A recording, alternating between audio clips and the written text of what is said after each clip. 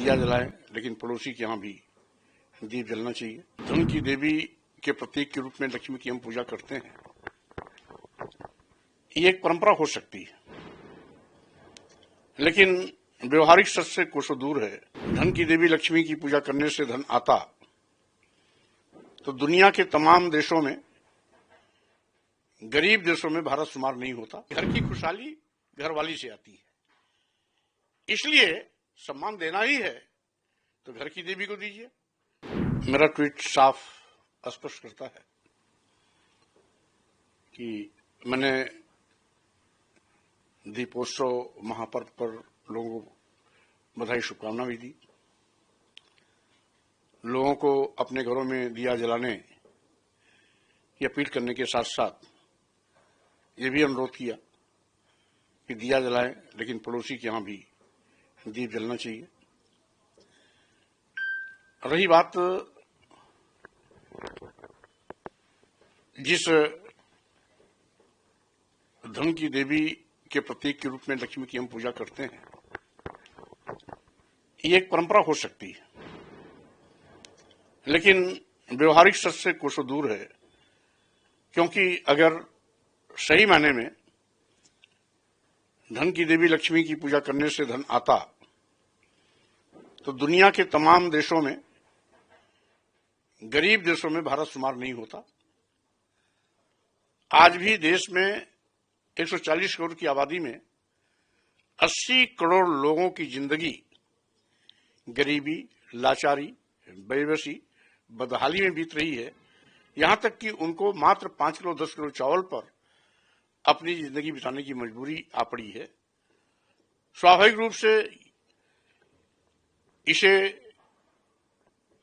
लोग स्वीकार करें या न करें, लेकिन सच यही है कि वो 80 करोड़ परिवार जो 5 किलो 10 किलो चावल पर अपनी जिंदगी बिताते हैं, क्या अपने बच्चों को, बेटे बेटियों को विश्वविद्यालय पढ़ाने के लिए भेज सकते हैं?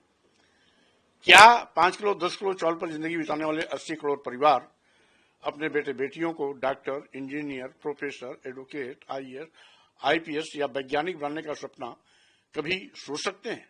कतई नहीं। और साथ ही साथ आज करोड़ों नौजवान बेरोजगार होकर के दर ठोकरे खा रहे हैं। करोड़ों बेरोजगार नौजवानों के सामने रोजी रोटी के लाले पड़े हैं।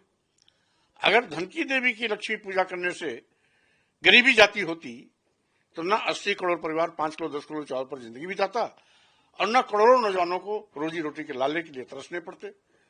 तो स्वाभाविक रूप से ये परंपरा हो सकती है, लेकिन मैंने अपील किया, मैंने किसी पूजा का विरोध नहीं किया, बल्कि अपील किया कि सही मायने में घर की लक्ष्मी गृहिणी है।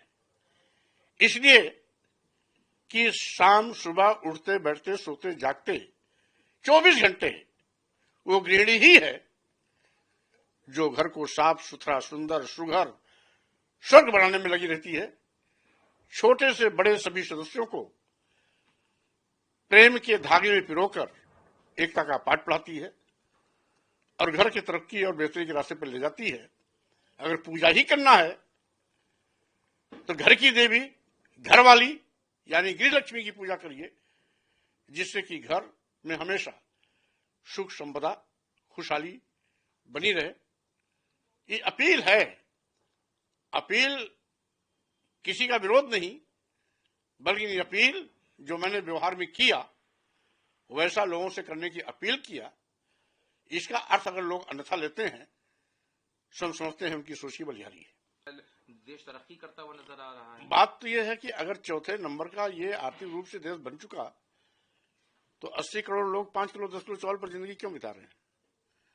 इस देश में करोड़ों नौजवान बेरोजगार क्यों घूम रहे हैं? किसी चीज को राजनीतिक रूप से कैश करना अलग चीज है, व्यवहार में क्या है वो अलग चीज है। लेकिन राजनीतिक तौर का इसमें कोई मामला ही नहीं है। ये तो हमेशा से पूजा चली आ रही है और अचानक से आपने अब ये बयान दिया, आप इसको अपील कह रहे हैं। लोग तो कह रहे हैं कि ये तो विवादित बयान है। नहीं, विवादित हो ही नहीं सकता। हमने किसी को पूजा करने से मना थोड़ा किया है। हमने तो एक उनको सुझाव दिया है कि घर की खुशहाली घर वाली से आती है, इसलिए सम्मान देना ही है तो घर की देवी को दीजिए, घर की लक्ष्मी को दीजिए। हमारे यहाँ एक कहावत भी है यत्र नार्यस्तु पूजन्ते रमन्ते तत्र देवता, जहां स्त्रियों का सम्मान होता है वहीं पर स्वर्ग होता है, वहीं खुशियां आती हैं। तो अगर खुशियां और सुख समृद्धा घर में लाना ही है तो गृह लक्ष्मी की पूजा करिए। हमने सुझाव दिया है।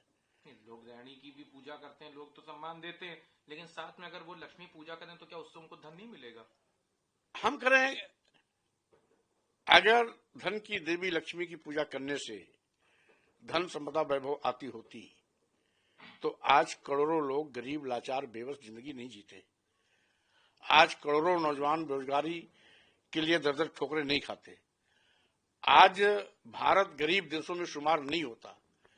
जहां लोग लक्ष्मी को जानते नहीं, पूजा तो बहुत दूर की बात है, जिन देशों में लोग लक्ष्मी को जानते नहीं वो दुनिया के आर्थिक मजबूत देशों में अगली कतार में खड़े हैं, चाहे वो अमेरिका हो, चाहे वो जापान हो, या पश्चात्य देशों के अन्य देश हो, या यूं कहिए चीन हो। ये सारे के सारे लोग हमसे बहुत कोसों आगे हैं, वहां तो लक्ष्मी की पूजा नहीं होती। तो लक्ष्मी की पूजा अलग चीज है और पूजा से धन दौलत आना दूसरी चीज है। पूजा करने से धन दौलत और आर्थिक मजबूती नहीं आती है। तो इतने समय से लोग क्यों जो करते आ रहे हैं, तो क्या उनको ये गलत है क्या? लोग तो इतने लंबे समय से सब करते चले। मैंने किसी को रोका क्या? मैंने तो आप कह रहे हैं कि बिना पूजा किए धन आ जा रहा है। नहीं, हम कह रहे हैं सुख समृद्धा, सुख समृद्धि और खुशियां घरवाली से ही आती है। एक दिन पूजा कर लेने से सुख समृद्धि नहीं आने वाली है। सुख समृद्धि अगर घर में आपको बरकरार रखना है तो स्वाभाविक रूप से वो गृह लक्ष्मी को ही से जाता है और उसी से ही घर सुंदर सुघर और स्वर्ग बनता है। लेकिन आपके इस बयान को राजू दास बताते हैं, विवादित राजू दास हैं या और भी मानतों के बीच में बयान आए हैं। उन्होंने कहा कि ना आप आस्तिक हैं, ना आप नास्तिक हैं, आप सिर्फ सनातन विरोधी हैं, आपका बहिष्कार होना चाहिए, आपको के ऊपर काली की जानी चाहिए। अब जिसकी जैसी सोच है वैसे उसके बयान होंगे। राजू दास क्या है क्या नहीं है सब जानते हैं। तो स्वाभाविक रूप से ऐसे हल्के फुल्के लोगों के बयान का संज्ञान कोई लेता नहीं। तो जो और भी लोग हैं जो आपके बयान को विवादित बता रहे हैं, सनातन विरोधी बता रहे हैं, क्यों, तो क्या उनके बयान? पहली बात तो यह है कि सनातन का जो अर्थ नहीं समझते हैं वो अपने को बहुत बड़ा सनातनी होने का ढिढोरा पीटते हैं। सनातन शब्द भी बौद्ध संस्कृति का शब्द है। तथागत बुद्ध अपने शिष्यों को उपदेश देते वक्त एक ऐसा मौका आया जब उन्होंने कहा, बेरानी बेरानी न संबंधित कदाचनम अबेरेन च सम्मन्ति एष धम्मो सनातना। यानी दुश्मनी से खत्म नहीं होती है, दुश्मनी खत्म करने के लिए मित्रता का हाथ बढ़ाना पड़ता है। यही सनातन धर्म है। सनातन शब्द की उत्पत्ति भी तथागत बुद्ध से आई है। इसलिए जो सनातन का परिभाषा नहीं जानता वो सनातनी हो गया। कल तक हिंदू अपने को कहते थे, आज हिंदू के बजाय सनातनी हो गए। अब उनको तय करना है कि वो हिंदू हैं या सनातनी है। लेकिन मैं तो सबका सम्मान करता हूं, चाहे वो हिंदू हो, चाहे मुस्लिम हो, चाहे सिख हो, चाहे बौद्ध हो, चाहे जैन हो, पारसी हो, सनातनी हो या ना हो, हम तो सबका सम्मान करते हैं। भारतीय संविधान भी हमारा सबका सम्मान करने का पक्षधर है। तो हम, कोई अपने को सनातनी कहता है उसका स्वागत है, कोई अपने को हिंदू कहता है उसका भी स्वागत है, कोई अपने को अलग धर्म से जोड़ के कहता है उसका भी स्वागत है। तो हम तो किसी के विरोधी है नहीं। एक और सवाल है इसी से जुड़ा हुआ, समय से आप तो ऐसा लग रहा है कि अभी नई बात आपने, नई बात हमने कुछ नहीं कही है। सही बात तो यह है कि दिवाली का मकसद और ऐतिहासिक साक्ष्य कुछ और।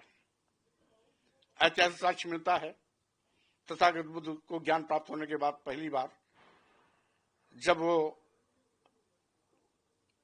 अपने राज्य में पहुंचे थे तो वहां के लोगों ने दिया जला के खुशियां मनाई थी।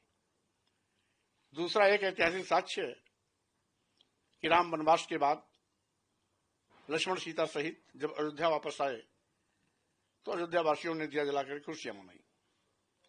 तीसरा साक्ष्य है कि सम्राट अशोक कलिंग युद्ध के बाद जब देखा कि लाखों लाख लोगों की मौतें हुई, लाखों माताओं की गोद सूनी हो गई, लाखों महिलाएं विधवा हो गई, लाखों बच्चे पिता विहीन हो गए, तो उन्होंने संकल्प किया था अब हम तलवार और शस्त्र से युद्ध नहीं जीतेंगे, बल्कि अगर हमें जीत हासिल करना होगा तो धम्म के रास्ते चल के जीतेंगे। और बुद्धम शरणोच्छान के बाद उन्होंने धम्म आधारित शासन शुरू किया तो लोगों ने खुशियां मनाई, दिया जलाई। चौथा इसका कारण यह है, हमारा देश कृषि प्रधान देश है। खरीफ की फसल दिवाली के मौके पर ही किसानों के घर में आती थी, इसलिए किसान अपनी नई फसल के आगमन पर लोग दिया जलाते थे, खुशियां मनाते थे। एक इसके पीछे वैज्ञानिक सत्य भी कारण भी है कि बरसात के बाद बड़े पैमाने पर कीड़े मकोड़े कीट पतंगे पैदा होते हैं, जो दिवाली के मौके पर सरसों के तेल और घी में दिया जलाए जाने पर इसमें जल करके खत्म हो जाते थे, जिससे कि यहां पर दिवाली की परंपरा चली। लोगों ने इसमें लक्ष्मी की देवी की पूजा करने की परंपरा डाल दी, लेकिन दिया जलाने के परंपरा में ये कहीं इसकी कहानी नहीं आती है, इसलिए मैं उस पर नहीं जाना चाहता। रही बात ये, मैं केवल इतना ही चाहता हूं कि सही मायने में अगर लक्ष्मी की पूजा करना है तो घर की लक्ष्मी की पूजा करना चाहिए। उस समय लक्ष्मी पूजा मतलब नहीं होती थी। अब सही मायने में दिवाली मनाने का कारण क्या था वो मैंने आपको बता दिया। रही बात परंपरागत रूप से, कभी कभी परंपराएं भी महत्व रखती हैं, परंपरागत रूप से मनाया जा रहा है तो स्वागत योग्य है, कहां हम उसका विरोध कर रहे हैं। लेकिन हमने तो केवल इतना ही कहा, अपना मंतव्य दिया कि सही मायने में घर की खुशहाली घरवाली से होती है, इसलिए अगर किसी घर की लक्ष्मी की पूजा करनी है तो घरवाली से बेहतर कोई नहीं होगा, इसलिए उसका सम्मान करो।